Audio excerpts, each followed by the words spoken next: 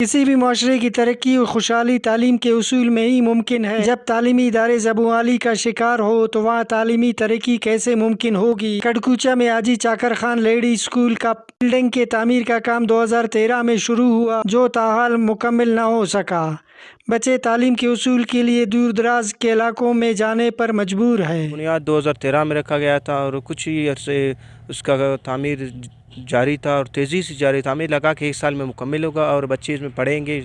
مطلب ہم کافی خوش تھے، علاقے کے عوام بہت خوش تھے، لیکن بدقسمتی سے اس کا جو منظوری تھا، جو ٹھیکیدار تھا، وہ ختم ہو گیا اور کچھ عرصے بعد ٹیچر آ گئے، ادھر پیچھے سے ایک چیئر رکھا تھا، بچوں کو پڑھا رہا تھا، اس کا تو مطلب ڈپٹی جاری تھا، لیکن اس کے بعد وہ ٹیچر بھی نظر نہیں آیا۔ کتابیں اس کے لے آیا، ہر چیز لایا، لیکن تعمیر بلڈنگ آپ کے سامنے ہے، بلڈنگ ایسے ہی در پدر ہے 2013 سے آج تک کا۔ اس سے پہلے ایک کچا تعمیر اسکول تھا۔ پھر ہمارا یہ جو اسکول ہے، ہم نے 1992 سے 1990 سے ہم بھی یہی اسکول سے ہم نے ابتدائی تعلیم حاصل کی ہے۔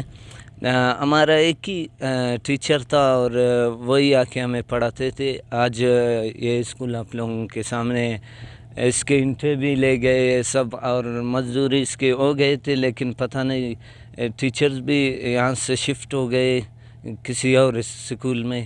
2013 سے ہو گئے تھے اس کی منظوری، تو اس کا کام بھی جاری تھا تیزی سے، پھر اچانک رک گیا اس کی۔ ہمارے گورنمنٹ سے یہی مطالبہ ہے کہ ہمارے بچے جو 20 کلومیٹر مستنگ شہر جا کے تعلیم حاصل کر رہے، تقریباً 2000-3000 اس کا ویسے ویگن کا فی ہے اور بقایا جو ان کا فی ہے تقریباً 10-15 ہزار ایک بچے کا پڑ رہا ہے ہمیں۔ تو اگر یہ اسکول ہو جاتا تو ہم اپنے بچوں کو یہاں تعلیم دیتے۔ نانا مست اسکول لسک منا دیدا جوڑ مس 2013 ٹی مچ جوڑ مس والا دچان مسک دا مستری کی نارک نم مستونگا کانے رکشے ٹی رکشانہ کرا مسے 4000 نن ٹیم لگی دانا فیس نن رانکن حکومت پانے نن دا اسکولی جوڑ کے ایک۔